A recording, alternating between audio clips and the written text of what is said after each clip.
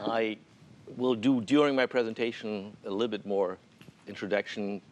I know some of you have heard it last time, but it's on the web, so and on the video. That's for the readers outside.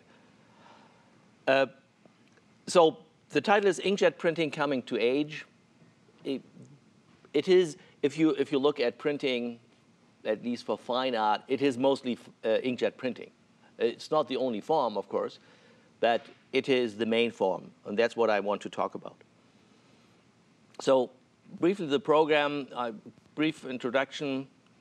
I start with the challenges of printing, what to do, talk a little bit about printers, about inks, papers and media, drivers and RIPs, raster imaging processes is RIP, editing, Outlook. I may have no slide for Outlook, but we can discuss that. Maybe that's part of the discussion, and Q&A and at any time. So because this time, printing is a little bit difficult to present in a lecture because you normally need some printers here, but we would be probably 80% of the time would be spent in feeding paper, waiting for print, or something like that. So it's very difficult. So it may be a little bit more dry than to have live presentations. So you're welcome to spice it up with some interesting and challenging questions. I'm the editor and owner of two websites. One is Outback Photo, which is actually the central website, and Outback Print, which is just dedicated to printing, which may tell you that I'm very much into printing. Into means whenever I take a photo, I only care if it prints well. For other purposes, rarely there, except I photograph a printer to show it on my website. That's the only, sometimes I do that, and I hate to do it, and I'm not very good at it. So it's a magazine about digital photography. We talk about SLRs, we talk about workflow, we talk about fine art printing, and that's what we talk today, Photoshop techniques and such. We sell electronic books on different topics. The most appropriate for today is our book on digital fine art printing, which covers everything we talked today, of course, in very much more detail. We can just scratch the surface. So now let's get started. Printing is very easy if, big if, everything works right. And there are three possibilities. You are lucky, you hope it was a good print, or you have experience. And I think if I show you the many parameters which are involved in printing, you may get the idea that you need to understand what you're doing. And even if you understand, you have to be sometimes lucky. Or let's say, in some cases, you are not so lucky and frustrated to get something bad out of your printer. The only people who enjoy that are the paper and ink manufacturers. They love it. They want you to do a lot of prints you don't like for finally getting one you like. So what needs to be right? First of all, the printer needs to be right.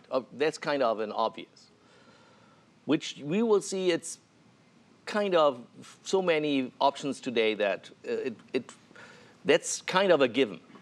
The ink has to be right. The paper or media have to be right. Drivers and the raster imaging processor settings have to be right. The color management has to be very, very right. And this is actually the main cause for bad prints. In most cases, is color management, bad profiles. And of course, the image editing. If you just think you take a file out of your camera and print in Ansel Adams, think twice. And then, and that's what we don't cover today, is print handling and presentation makes it then into a completely different thing. Probably many of you have experienced that you have a print which looks nice. Once you mat and frame it, it looks just a class better. So a nice print can look good, and a good print can look great. But that's not what we are talking today. So all has to match, and that was where I started. Everything has to match to work. The printer, ink, paper or media, driver or rip settings, color management. What mean match? They have to all work together for that kind of paper, that kind of ink, that kind of driver, that kind of color management. There's not, I have a wonderful profile for a glossy paper, and that's a good idea to use it on a matte paper. Not a good idea. Won't work.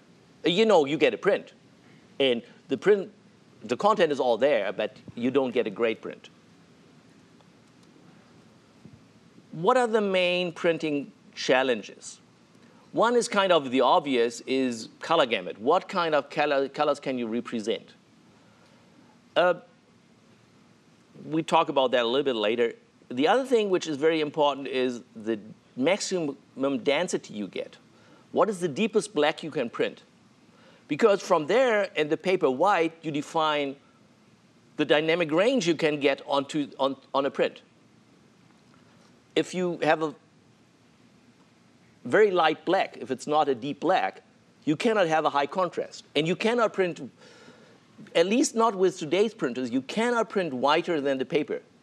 Because in none of the printers I know or I use, there is a white ink.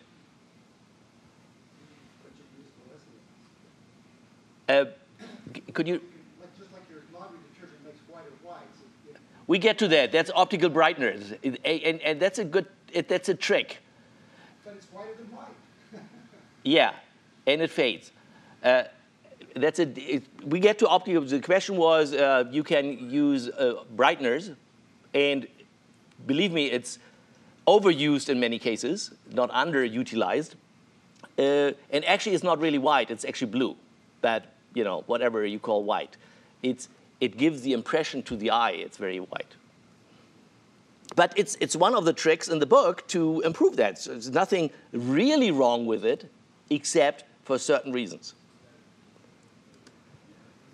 So color gamut is just defined what range of colors you can present. And some photographers care a lot about color gamut. We belong to the photographers who don't care that much because we like more muted colors, more subtle colors. But you know, it started, I think, with what was the film colors, which got always more and more and more, and Belvia, and yeah. So which means we get easily into the area where we need stronger and stronger colors. But then there are some real things in the nature, for example, some reds, which you want to represent, and it may be a challenge to represent that. And if this special red is very important for that image, it may be a problem. So this is one thing which the manufacturers of printers and mainly inks have to face, how to get a wide gamut. And we will see it would be easy if there would, not easy, it would be easier if there would not be the challenge of longevity. Longevity. It's kind of interesting. We are kind of, in the moment, in the first time not in the first time, again in color, at least in color photography, the first time that in the recent years, longevity of prints increased, or let's say the projection of longevity, because no one had for 100 years in dark storage an inkjet print and looked at it. But you know, there are testing methods, for example, from William Research, to do accelerated testing and anticipate how long things may last. But before, it was kind of the opposite. The normally Kodak photo papers, they faded in no time. So there were these infamous wedding photos of the 50s or 60s, which I think they were already gone in the 70s. I think Ektachrome slides of the 70s, and I have to take a close look at mine, are heavily in decline. Kodachrome didn't have that problem because it's actually inherently a black and white process. So Kodachrome slides last a little bit longer. But on the printing side, yeah, quite a bit longer, I think. On the printing side, in the 90s, there were introduced some papers like Fuji Crystal Archive paper, which got ratings at about 60 years. But later, they were reduced, downgraded, I think, to 40 years. And there may be even issues with chemistry residues, which may cause shorter lasting prints. So the strongest influence in the moment on fine art printing is longevity. That's kind of an overriding criteria for making printers and especially inks. And you know, honestly, when my parents died, they had for 25 years a Ciba chrome print at the wall, and it was pretty good. And that's what we want. We want that pictures last, because we don't know how much it means to a person to have that print. And fading prints are not fun. When in, I think when was it? I think in the middle 70s, they changed the black and white world to RC papers. They faded sometimes in 2 months. You got some bad artifacts, and then the old black and white Barrett papers came back. Of course, resolution is an issue we want to have. We don't want to see the dots. We want to see a photo. We want to see it as one image. This plays mainly actually a role when we have very smooth areas in the image, when we have smooth gradations. There we don't want to see just a dot pattern.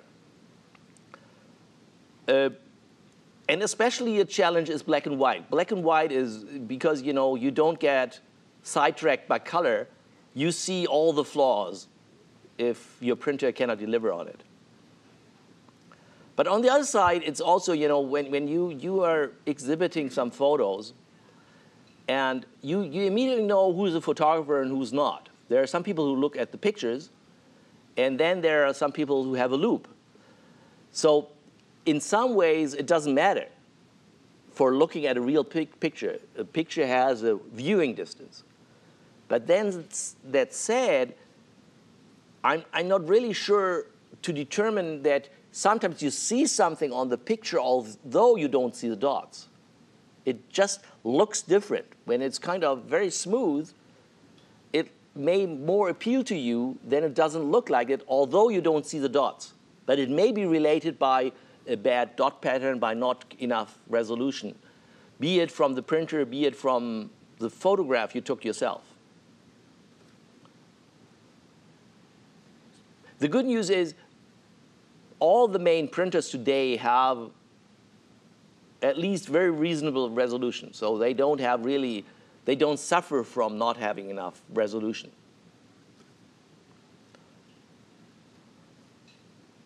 Yeah, inks is kind of the core to everything, not because it's called Inkjet, but it sounds so easy. You have a couple of inks, mix them, and you're done. But these inks have, again, to last. They have to mix up well to new colors. So which kind of inks you have is very important. In the meantime, I think it's easily a $1 billion market. So it's really a main profit for many, many companies. I think 10 years ago, the big chemistry companies, they just laughed about inkjet. Now it's a big income for them.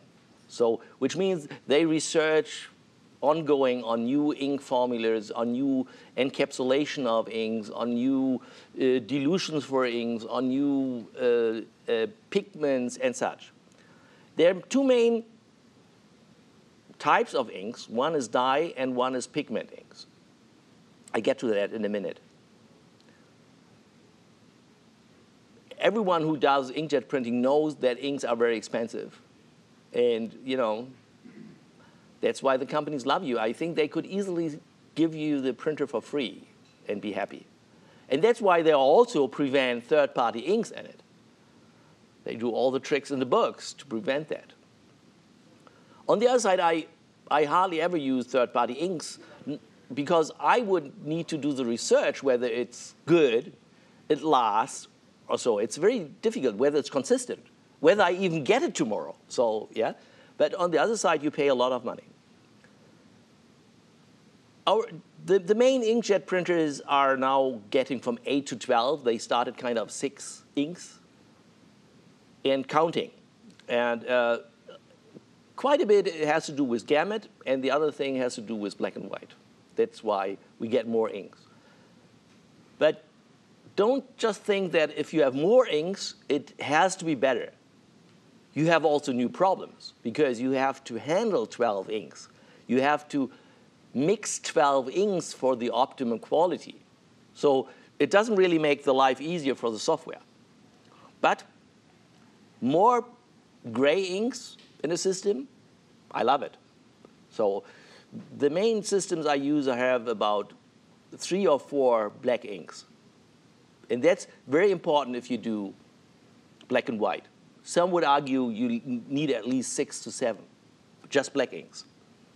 And the other areas where they add now red, green, blue to get more to some of the more difficult colors. Actually, it doesn't always mean you get those colors. And there are 12 ink printers which shine in one area of the gamut, and there are 8 color printers which shine in a different area of the gamut. So it's not trivial here. Dye inks. Dye inks have much smaller particles, so they are much easier to handle from any printhead. They can be more easily produced to produce a higher gamut. But, and this is a big but, they fade in open air. So from some dye printers, I actually could print on a matte paper, put it out, 3 days, I would have a close to white sheet, would be reusable. Not quite so, but it's really, you couldn't see any image anymore in pure sunlight. And this is because the particles are that small. So that's exactly the opposite, because they have a big surface compared to their volume. And all the things like ozone, UV, everything works on them, oxidation and such. There's one cure for it in some cases, which is called swellable media, where actually the media sucks in the dye ink and encapsulates it and makes it longer lasting. But this has a disadvantage that only very few kind of glossy RC papers can be used. HP made nice printers doing that, which produced beautiful quality, but you were limited to a certain type of papers.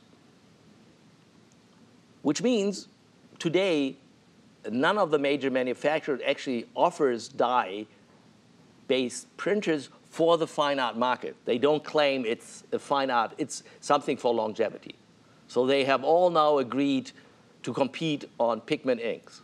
And that's good, because they can challenge each other, which hopefully gets us even better prints in the future. So pigmented inks on the other side have much larger particles. This results in much longer longevity. The challenge is to make pigmented inks which have a wider gamut. That's more challenging than doing it with dye inks. And this is a big and, they cause clogging because the particles are bigger and they are very hard to keep in solution because they sink to the bottom, and that's why if you enter a new cartridge, you shake it a little bit. So it's tricky, and they also like heads. They like to clog it up. And a clogged head results in banding or one color not present or whatever. So that's a problem. As said, this is now the main ink for fine art printers. But probably in 10 years it will change. Some say solvent inks may be the next wave. I don't know. We have to say that Epson was the first company who made a big investment and a big work on printing with pigmented inks, and the competition didn't really care. Which resulted that Epson owned this market. I say owned because last year Canon and HP made at least inroads into this market. But you know, Epson has a long experience in working with it. They are now, I think, in the 3rd or 4th generation of pigmented inks. But you know, the other companies did their research too. So we have now at least the 3 major players in that market. And I'm talking about the market of not the highest end. You know, there are the Roland printers and such, which may be the better printers, but they are kind of not mainstream high end, let's say. I consider the Epson, the HP high end, but they are maybe not as sophisticated as the Rolands. And as I understand, they even use Epson or actually Seiko heads. So the heads are the same as, for example, from Epson printers.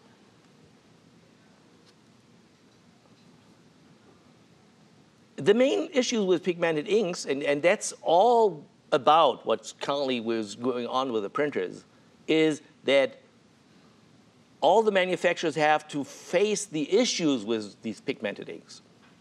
One is metamerism. Metamerism is that you look at 2 different lights, and especially neutrals can switch from green to magenta, or it doesn't look neutral. It looks different on different light. Another thing which is kind of problematic, because on pigment is interesting, the ink sits actually on top of the paper.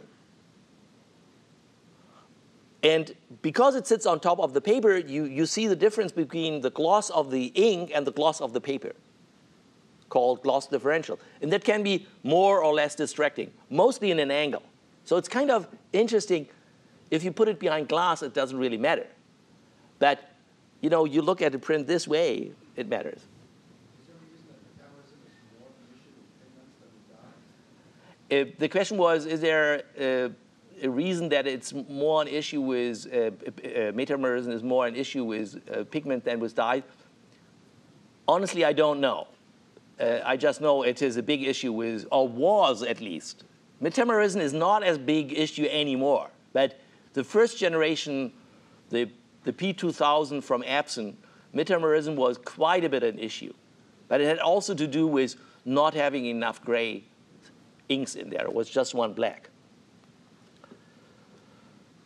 Bronzing. Bronzing is, again, you know, if you print and there's a white spot in it, you don't print. There's no ink put on. And if you look at an angle, you see kind of interesting effects, which is called bronzing, which looks bad. You know, you move it around the print. Again, behind glass, it doesn't matter. And you need to have kind of different blacks for matte paper and photo paper. The reason is for a glossy kind of paper. The reason is a glossy paper for inkjet has to have what is called microporous. It has to be a rough surface, which is kind of a contradiction, glossy and rough, which means it has to be so fine, rough, microporous that the ink can sit on it. If you have now matte black, which has coarser structures, it would kind of sit and not really fit. It would kind of be really on top. So you have 2 different inks for matte papers and for photo papers. And in the Epson, you have to switch. And that's kind of in some printers, it's really a major hassle and major investment. On the 3800, it is still, you should think about twice when you switch because some dollars are gone. But on a 4800, close to $80 to $100 are gone, plus a lot of work. But, you know, they fix it soon. So So once you switch, you cannot put the old cartridge back? Yes, but you have to have a switch mode. It cleans off the lines. So it's just this. What I'm talking was ink waste. Yeah. So because they need actually a ninth head in there. In the head, there's a ninth color should be in there. In the 3800, they have it kind of in the head switching in very short lines. So they get away with a couple of dollars loss. Why is matte versus glossy only an issue for black? Why isn't it an issue for the other colors? Because it is related to the Dmax, to the maximum black. You don't get a good maximum black out of a photo black, which is finer coarse, yeah? And it's just about the Dmax. Printers. There are actually two major differences in heads. One are thermal heads, where the ink gets heated and then spit out, and the piezo head, which is kind of an electric mechanism to spit out inks. I know HP and Canon have different thermal heads, but what is the difference exactly? I don't really care. But Epson has the piezo heads, and these are in the end very major differences, with all their advantages and not advantages. But that's a problem of the manufacturers, and then sometimes it may be a problem of stability of printers. The piezo heads have a good record of being very stable. Unfortunately, they have also a very good record in clogging. But I think at least in the old days, the piezo head were always the more precise.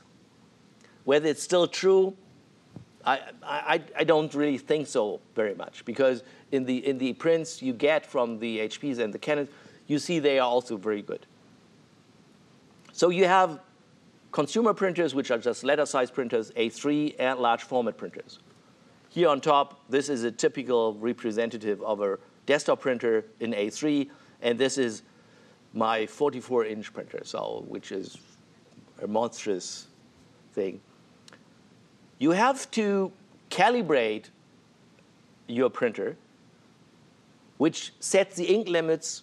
So what is the maximum of ink you can put of a certain kind you can put on a certain paper?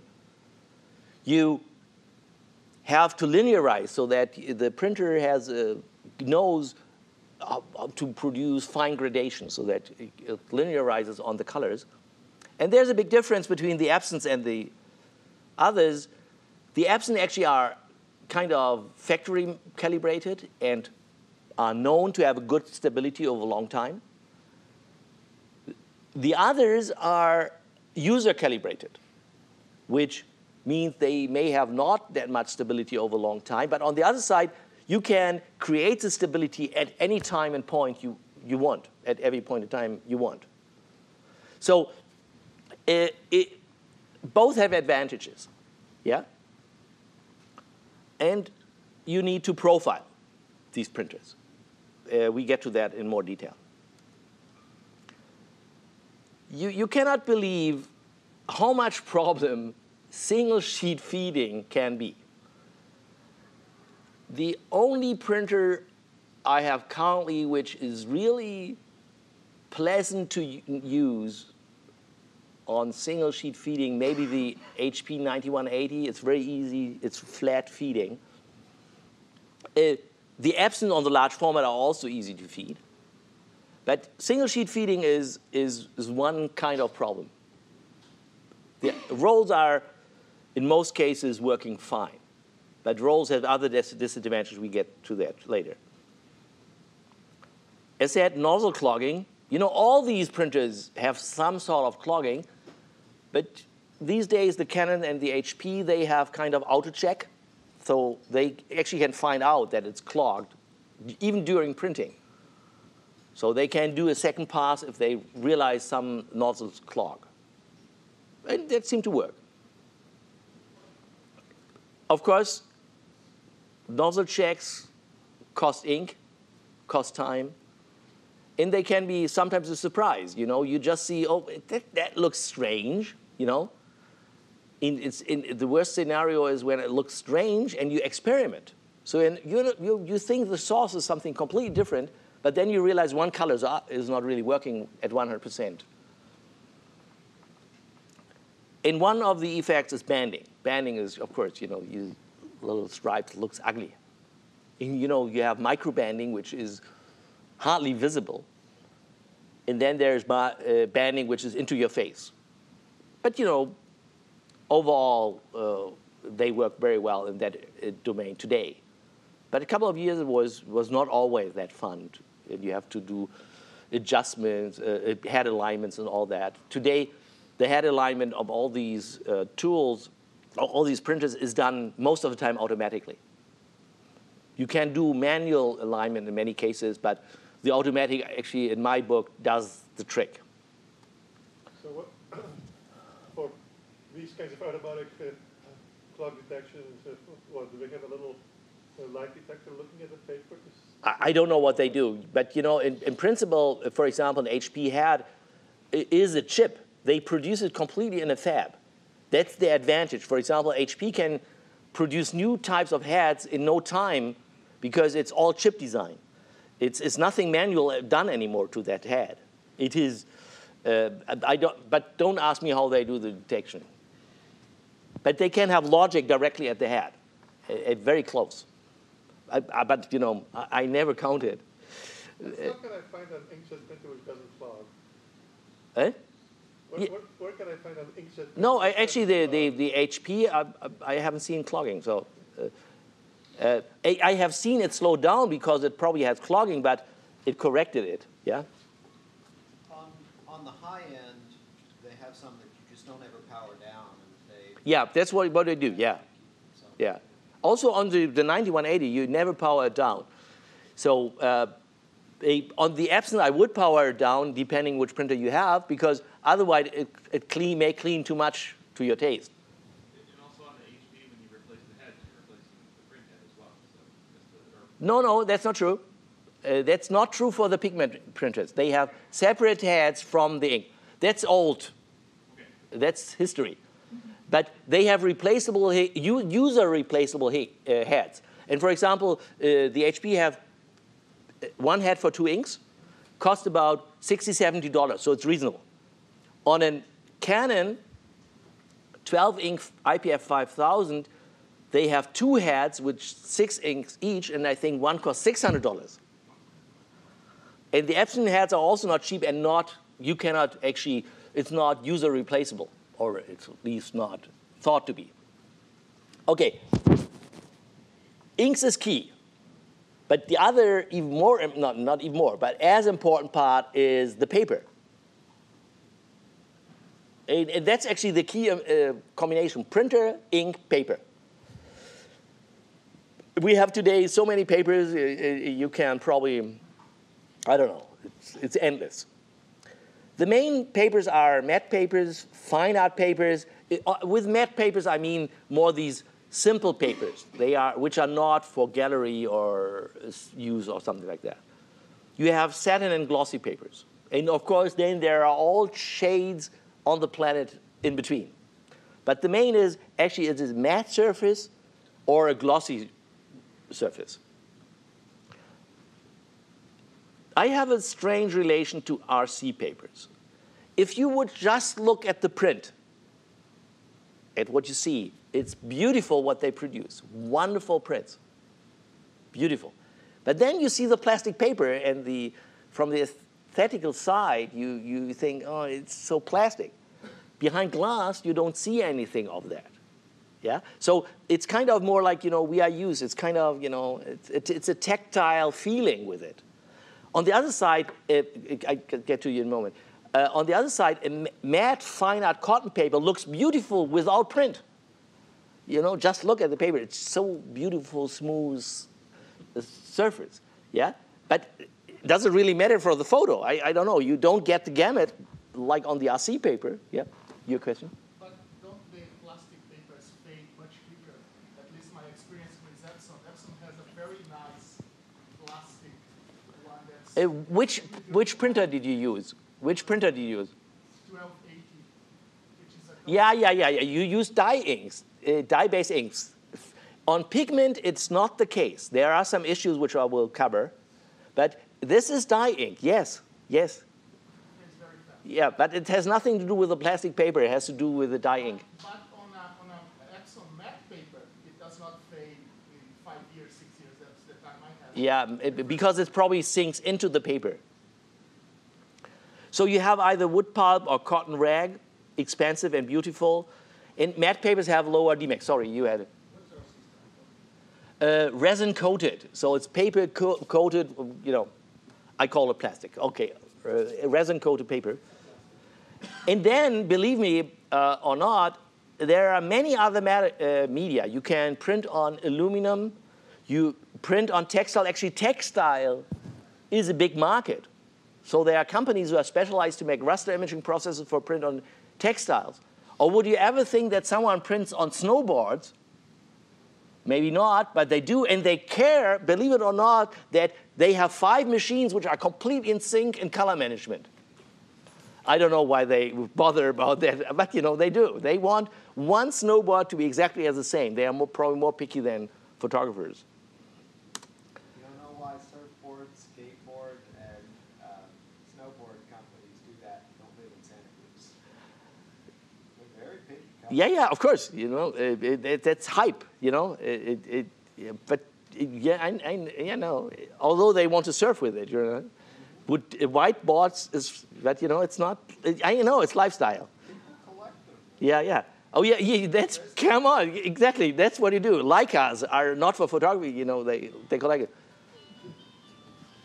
Oh, that's a good reminder that they shut mine down. Thank you for reminding me.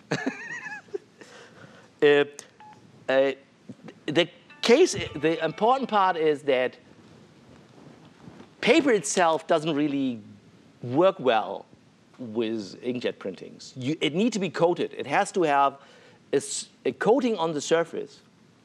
Otherwise, you get exactly that, what we see here, that it spreads into the paper. It's not precise. You don't get a good image. So you want that it is either sitting on top or somewhere it sinks into it, but not spreading into the paper. So you need to have a coating. And that's interesting. Sometimes you have a paper manufacturer who doesn't have the patents for the coatings and vice versa. So it's a lot of mixtures. But both have to be good. And both have to last. And, I don't know enough about the coatings where they may be the weak point in something, in how long prints last. Issue with papers, we have optical brightness. You mentioned it. That's, of course, we wanted white, which means actually we have papers which be in the blue have 110% brightness, which is interesting. So you get more light back than you put in because it reflects the UV light as visible light. But in the end, I think it looks so aggressively white that it actually doesn't look good. So that's my take. And the brightness fade in a different rate than the rest of the image. So it would then yellow, so-called yellow. And the most dangerous thing is to put a paper with brightener aside of a natural paper. Then everyone says, oh, this is yellow. No, the other one is blue. But our eyes tell it's yellow. And because you compare, you don't like the yellow. If you see it by itself, you say, wonderful print, beautiful, natural, and all that. Put a white sheet of paper beside it and say, why are you printing on such a yellow paper? Pigmented prints on glossy media, they have all the effects I told with gloss difference and such. And they have sometimes what is called down there outgassing. It's actually because there's still moisture coming out. And if you would frame them too early, it could even fog your frame. I have never seen it, but it's there. And then on the nice cotton papers, these wonderful fine cotton dust, which has nice side effects. First of all, you print on the dust goes away, then you have a white spot, not nice. The second is it has dust and it clogs your head, yeah? So it's very often if you use one of these smaller consumer printers, put in beautiful cotton paper, you have more clogging problems. Or one thing I learned recently, some printers have the cutter very close to the heads. It's a great idea to cut cotton paper in the printer near the heads because all the dust will assemble at the heads and you will have all sorts of problems. So try to avoid that. I, for myself, print nearly exclusively on sheet paper. First, for other reasons too, we'll get there. One thing I'm currently fighting a little bit is that some paper manufacturers don't have the quality control they should have. For example, some dark gray spots in the middle of the paper, 3 sheets in a row or something like that. That's not fun. And you pay $4 to $5 per sheet. Yeah? So I hope, but will be sorted out. Brief going through color management. It's not time for color management. You had talks about color management, but printing without color management, actually works. It will take you a lot of paper and a lot of ink. So, and not talking about time. You can use for soft proofing your printer and try and dial in some new colors and say, oh, not, a little bit more red and such. You can do that. Not a good idea. So the key to color management is the knowledge that an RGB value does not define a color. That's, for some, shocking. It just tells a percentage of what red, green, and blue is used on one device. So if you have a percentage of red, green, and blue on one device, it will create a certain color. Let's assume it would be stable. So color management is complex, but that doesn't mean you shouldn't do the best you can do. And believe me, you don't need to know all the ins and outs of color management to be successful with printing. So what you actually have, you need to have a color space which defines a device. In that context, the RGB value has a very well meaning of a really well-defined color. And that's the trick. You define an RGB value in a color space which is kind of an abstract device. Think of an abstract device. This is an absolute color. And now you get to the following situation. You have an image which has a color space where, so every RGB value has inside with the color space an absolute meaning. And now you translate the color to the other devices, which means the RGB values will be changed because the devices may need a different way to describe the same color if they can. Yeah? So the same is important for the monitor, for the printer. Leave out the camera because that's the other way round and not for today. A color gamut is very often described in a 2-dimensional way, but actually it's a 3-dimensional thing. We don't want to bother that much, but it's interesting how different color spaces are. This is sRGB, this is Adobe RGB, this is ProPhoto RGB, which is a monstrous space. And these in the middle are profiles for concrete printers. This is for papers, a matte paper, and the other one out there is for more glossy paper. Just get an idea how these things look like. But as I said, color management is soft proofing. Why do we do soft proofing? Because we want to spend as little time doing multiple prints. Because that's a waste of ink, paper, time, money. But then I hear, someone said, I have now the perfect match from screen to print. I have problem with that because, a matte paper you cannot see on a glossy screen. However would you do that? How would a glossy screen look like a matte paper? It's not possible. So what you can get a close impression to reduce the amount of proofs you need to print. But the real proof is always a print. I'm sometimes not that picky, so what I do is I see on the monitor a picture which makes me confident that what I print looks good. Because I'm the judge that I like it, so there's no one else to decide. No one will tell me when I show in a print, oh, this doesn't match your screen. Because I don't deliver my screens with my prints. That's not the case. I mentioned it very early on. Printer profiles are the most important part. And you don't believe what it can go wrong with it. It can show less detail because it has a tone curve. The colors are off. The mapping of out of gamut of two saturated colors may be bad, and so you cannot distinguish colors. And one thing is important. One profile is for a single combination of printer, paper, ink, print calibration, driver setting, viewing light. So if you change one of the parameters, you need a different profile. Yeah? So restrict, don't have 50 papers to use, don't have 99 viewing light conditions to be used, yeah? And try to settle down to something which works. But as I said, change one of the parameters, your profile is invalid. Sometimes it may be working good enough for your purpose that you decide. Yeah? But for example, on a profile for a glossy paper doesn't normally work on a matte paper because it would not use photo black, it would use matte black, for example.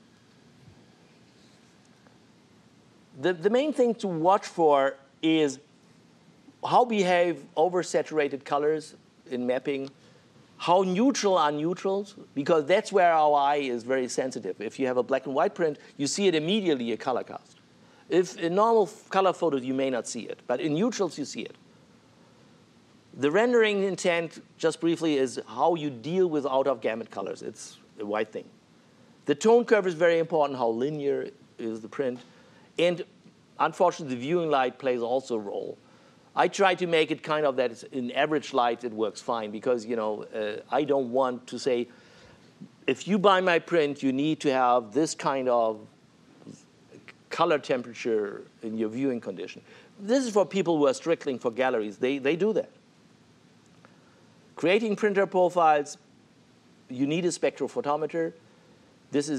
We use most of the time, I1 is one of the most popular, or for example, the HP wide format printers have built-in spectrophotometers, actually also an I1. We recently released a test image, and that's kind of interesting. I was not a fan of these images, honestly. Yet now I release one which is actually based mainly on Bill Atkinson's color patches, which are in there. But we found that you can see a lot what this printer does by just printing this image, although you may not care of any element. But you see, for example, if the strawberries look inviting, it's a good chance the print is pretty good. If the aspen bark has fine detail, it's also something which tells you about it. Yeah? We have a whole article on the website which explains what to look there for printing. So you save actually time, because if this print looks bad, don't try others. Yeah? If this is good, it may not be that your print looks bad, but then you can tweak it. But you know the printer is correct. Are there any other display mechanisms, rather than trying to make print on the screen look exactly like what's going to show up on the paper, to instead highlight on the screen those parts of the print that are out of gamut or that violate tonal range variation, so that, kind of the zebra striping you get in a video? Yeah,